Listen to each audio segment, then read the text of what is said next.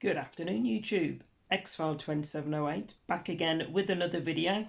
As per the thumbnail, guys, today we're going to look at the latest watches. So this is episode 3 in my new series.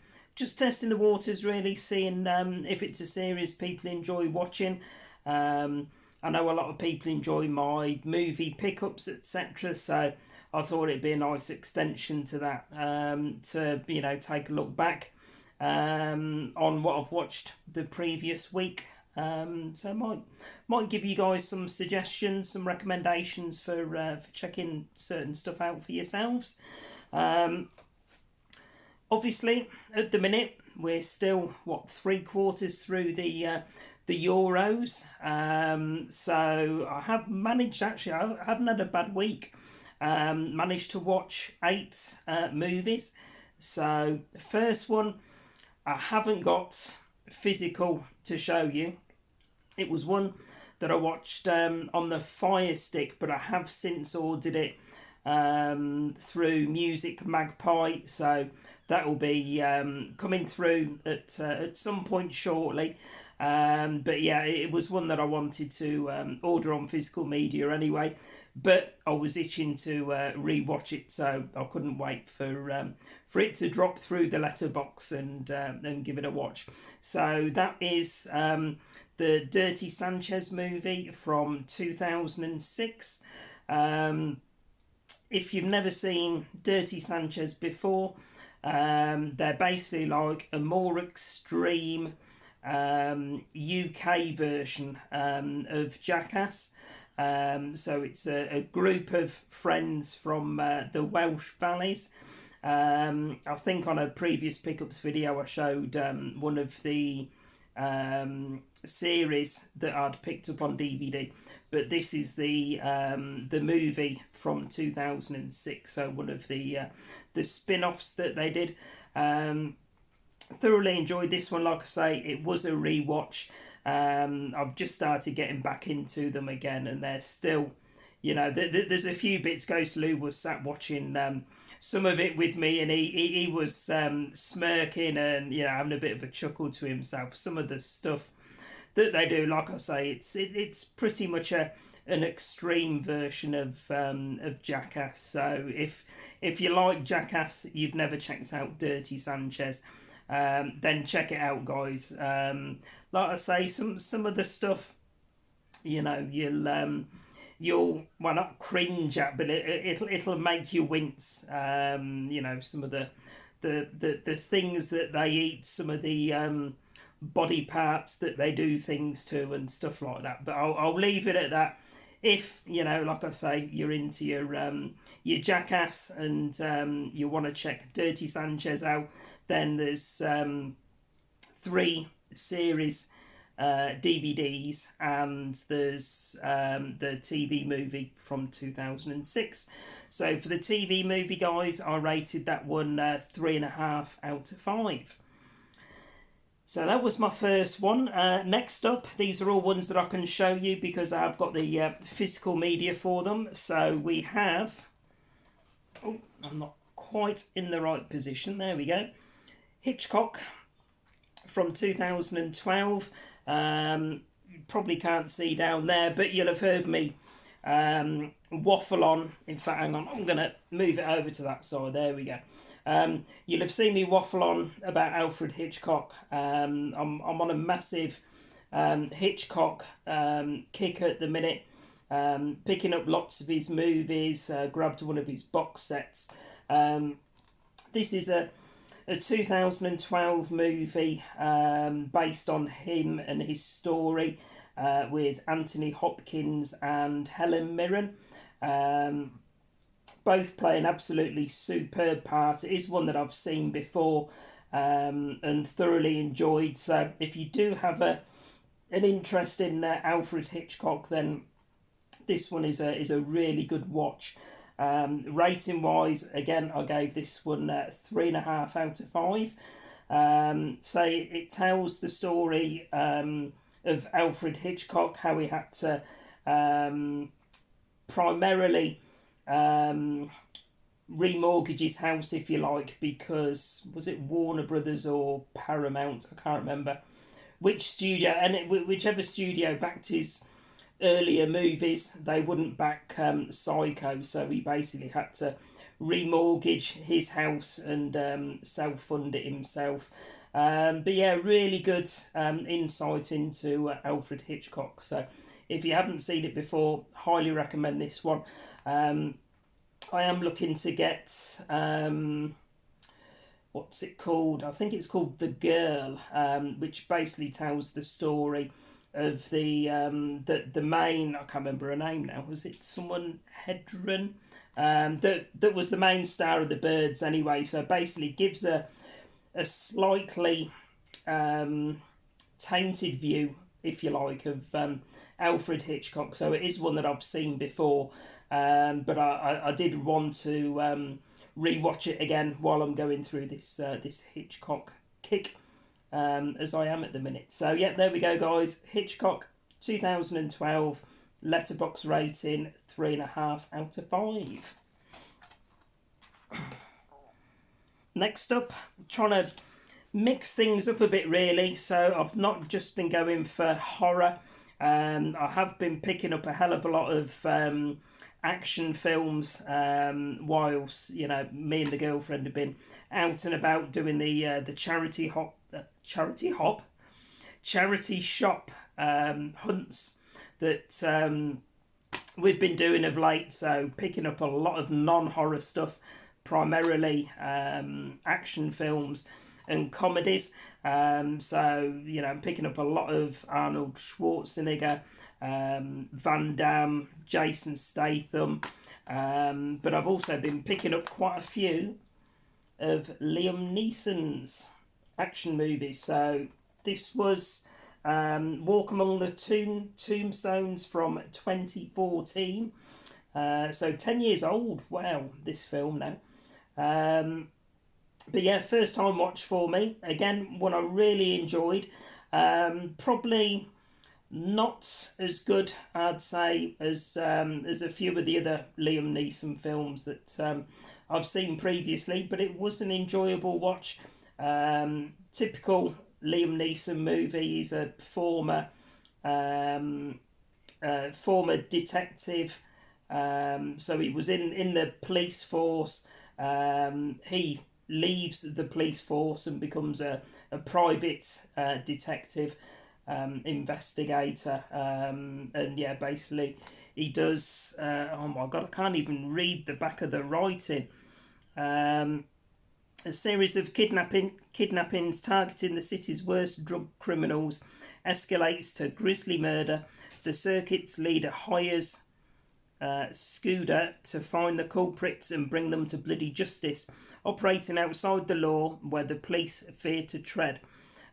Scooter discovers a trail of victims and finds himself a chilling race against the clock to track the killers before they strike again. And it says on the back, Neeson is on terrific form, stylish and gripping. So yeah, this was from 2014. Not an overly long film. I think 109 minutes it runs.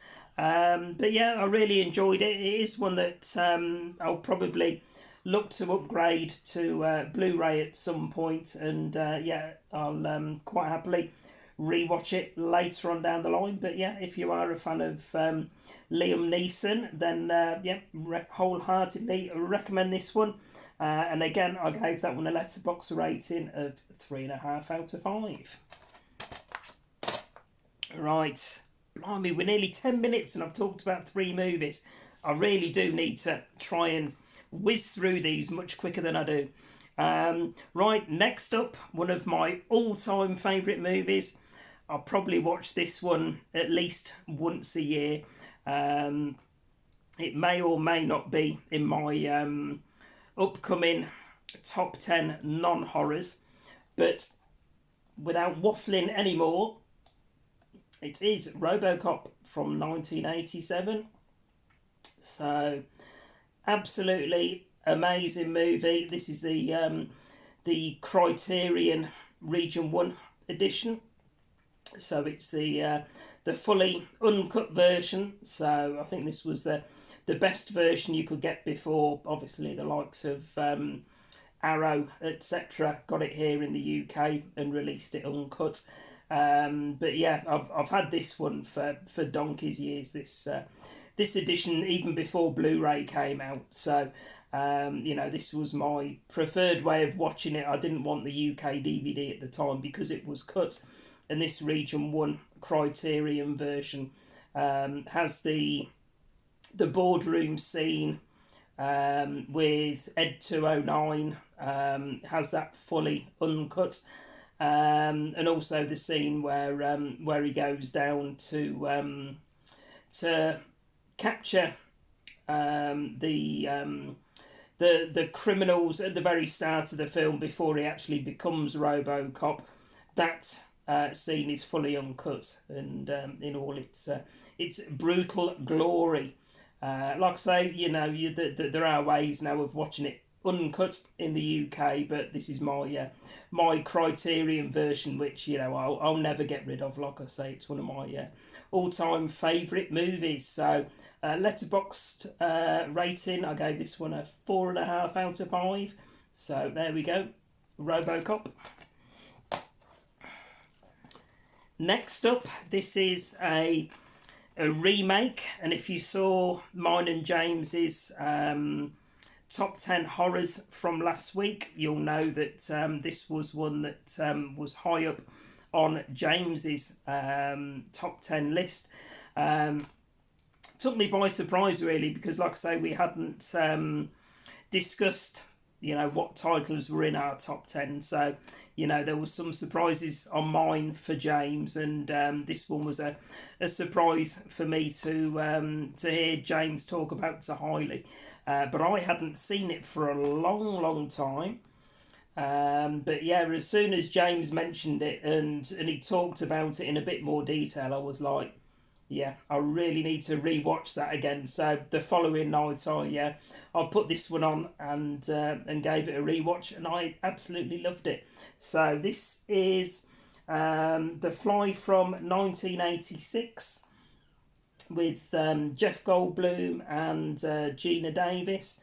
But yeah, mid-80s this one. This is a remake. I think the original was 1956, I think it was. Still haven't seen the original as yet, but it is on the list to watch. But this version, absolutely superb. So, love the relationship between Geena Davis and Jeff Goldblum, and the practical effects in this movie, absolutely superb. As he's you know, slowly transforming into the Fly. I won't give you too many spoilers, just in that random moment you might not have seen it before, but yeah, his body transformation across the movie into the Fly itself is superbly done. Like I say, with practical effects, you know, you see his teeth starting to drop out, his fingernails peeling off, and you know, it's that's just a couple of examples. But yeah, absolutely loved this one. It's one I hadn't seen probably for 20 years plus. So yeah, was really chuffed that it was on James's list, and it put it back onto my radar again.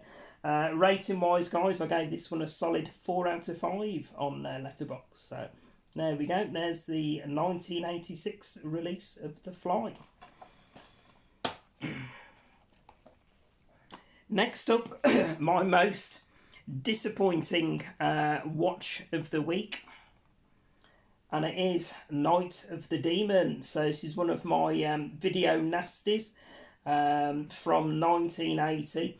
So it was one that I hadn't seen before. I had heard a few people talking about it. You know, it's very much a Marmite one within the video nasties world. I've heard some people say, you know, it's pretty good. They did well on the clear low budget that it was. and other people say it's absolutely terrible. For me, I didn't enjoy it at all. So you can tell it was low budget. It's not a demon. It's basically a Bigfoot movie. And I don't know, when you start to see the face of Bigfoot, for me it reminded me of a hairy anorexic version of the Hulk. So that's the best way I can describe it. But yeah, disappointing one. It is one of my nasties, so it will be staying in the collection. But you know, in all honesty, if I wasn't going for the full 72 set, I'd have probably traded this one back in. But, you know, it is what it is with the nasties. You know, there'll be a chunk of them that I'm probably not a fan on, and there'll be others that I think are, you know, absolutely superb. So, unfortunately, this one wasn't one of them. But, yeah, like I say, letterbox rating, 2.5 out of 5. And that, for me, was probably a little bit too generous. I could have even dropped that down to a 2. But there we go. Night of the Demon. Right. Last two, guys. First of all, action movie with Jason Statham. So, first time watch for me, this one. Thoroughly enjoyed it. This is a movie from 2011. Typical action movie with Jason Statham. Partners up with another lad that, you know, he takes under his wing and trains him up, and you know they both head out to try and assassinate this particular target towards the end. But there is a really good twist in it, which I wasn't expecting. And an outcome that I wasn't expecting either. But yeah, typical Jason Statham action, lots of fighting, lots of explosions. If you're a Jason Statham fan, this one does not disappoint. Rating wise, guys, I gave this one a letterbox rating of 3.5 out of 5, and found out today when we were looking around the charity shops that they actually did a follow-up to this one, Mechanic Resurrection, I think it was, which I've picked up today. So looking forward to checking that one, checking that sequel out as well. So there we go, The Mechanic. And then the last one, let's have a look at the dates. Yep, by far the oldest movie that I've watched in the last week, and it is the original Invasion of the Body Snatchers from 1956.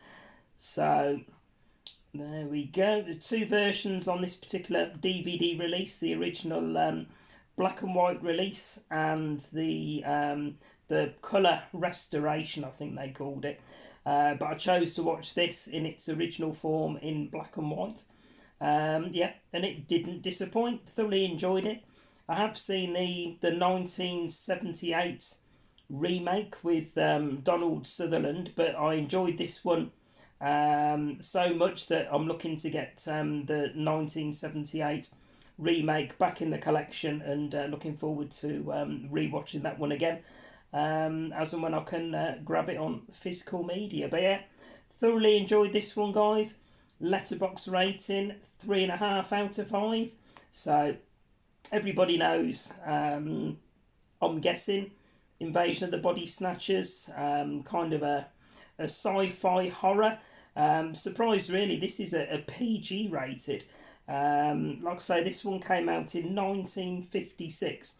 And if I'd have watched this as a kid growing up, you know, in maybe the mid-60s, I think it would have scared the shit out of me. For a PG, it is creepy and pretty intense in places. But yeah, really recommend this one, guys. Looking forward again to rewatching this one again later on down the line, along with the remake. So there we go, guys. Coming up to 20 minutes, so not too bad for 8 movies, with a little bit of waffleage along the way. So if you have seen any of those before, guys, let me know in the comments what your thoughts are. Always nice to interact with you guys, hear recommendations from you. If you know any of these movies are ones you haven't seen before, and you're tempted after hearing me talk about them, tempted to pick them up to give them a watch for yourselves, again, let me know in the comments. So as always, guys, please remember to like, comment and subscribe and all that good stuff. I'll be back later on in the week with another video. Bye for now.